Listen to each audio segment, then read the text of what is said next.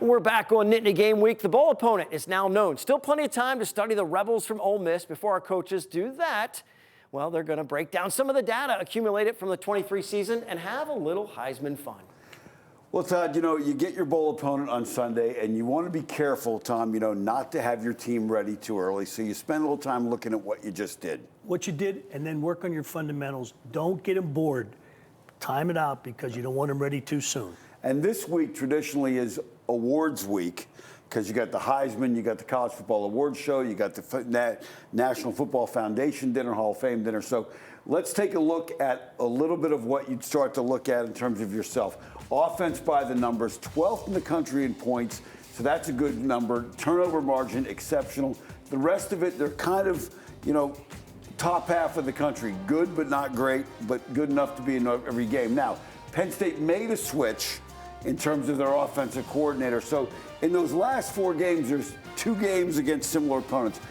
Indiana and Maryland, before they made the switch, you look at 42 points a game, 373 yards, the rushing numbers, the passing numbers, and good on 3rd and 4th down.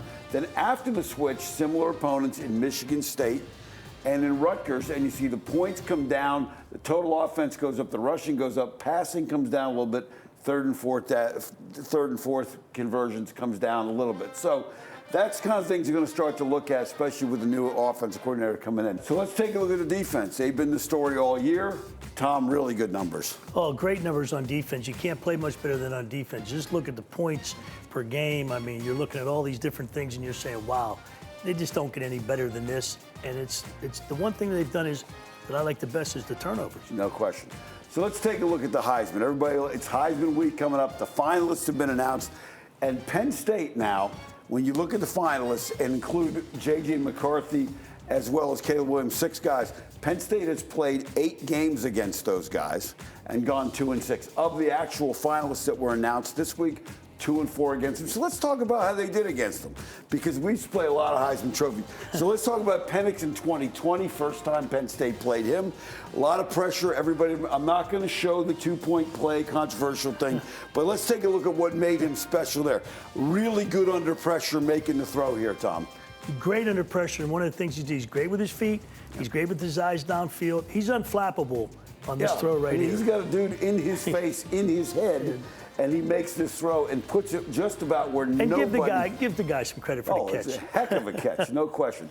So let's talk about it. Now, Bo Nix at Oregon, okay? Another guy that may win this thing. Everybody may forget that he started at Penn State in 2021 for Auburn. Now, everybody remembers Alabama, Auburn. Alabama scores, same situation, but instead of rushing 2 like Auburn did, Penn State sends 4, gets some pressure on them, and they defend the end zone, Tom. Well, one of the things Penn State does with 4 is they got 4 athletes rushing up here. They've substituted, got 4 guys that can really get after the quarterback. Yes, they don't let him get comfortable back there, force him to throw it probably before he wanted to, and Penn State gets a win over a potential Heisman Trophy winner. Now let's go on to the next one, okay? Penix came to Penn State the next year. Actually got hurt in this one and did not finish the season and ended up transferring to Washington. But Penn State gets pressure on him here now. Even hit on the throw again, but this time they hit him on the throw and create a turnover. Yeah, this is the way it's supposed to work. When you hit him on the throw, you get a pick. Yeah, so that said, Penn State, if Penix wins it, here's another win for Penn State over a Heisman Trophy. We'll talk about that history in a minute. Now, another guy that was talked about a bunch before they ran the ball 32 times in a row at Penn State was J.J. McCarthy. Again, another Heisman caliber player. What makes him so special? His good ability to throw on the run, Tom. Here's a play-action pass. Not only that, he's the quarterback of an undefeated team. No question about it. And that used to be. But again, they've gone away from the pass as the emphasis and gone the run. Again, great throw on the run. Now, one other guy we want to talk about who is a finalist who will be there in New York, that guy Marvin Harrison Jr. Again, Penn State did a great job this year making him catch the ball underneath because they put a guy on him, had deep help, but they rely on the linebackers to cover him. Ohio State makes the adjustment on the crossing route, and we know how this ended, unfortunately. Not good. No, not good. But with that crossing route, the 2 linebackers run into each other, not a pick from Ohio State. And he gets loose, and that's one of those things that make him special.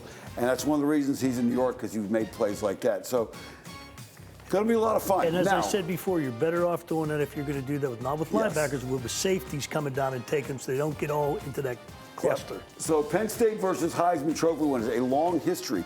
Penn State has not played one since Troy Smith in 2006. Between 81 and 99, played 12 of the 19 Heisman Trophy winners started games against Penn State from 67 to 2006. 16 different Heisman Trophy winners started 32 games against Penn State, and Penn State went 21-11. Thanks, guys. Fascinating stuff. Now, they have certainly faced some of the greatest talent the game has ever seen. And we're going to start to zone in on the Peach Bowl opponent, Ole Miss, in the coming weeks. Their head coach, Lane Kiffin, is a unique and dynamic character. He's looking forward to the Big Ten SEC showdown in Atlanta.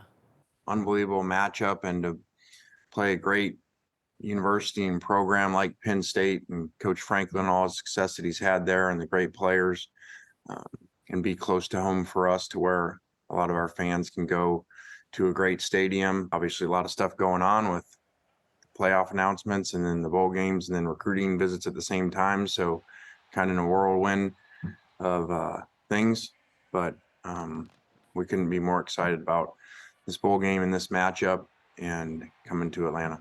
Kiffin has a great sense of humor as well. He made sure to repost Chop Robinson's announcement that he was opting out of the Peach Bowl and then said, good luck. I'm sure Kiffin is thrilled he doesn't have to game plan for Chop on December 30th. Coming up, a different kind of impact interview. We only show you about half of the good stuff we get from our guests, so we'll dig out some of the unseen treasures from our guests, like two-time All-First Team Big Ten quarterback Darrell Clark when we come back. You're watching Nittany Game Week.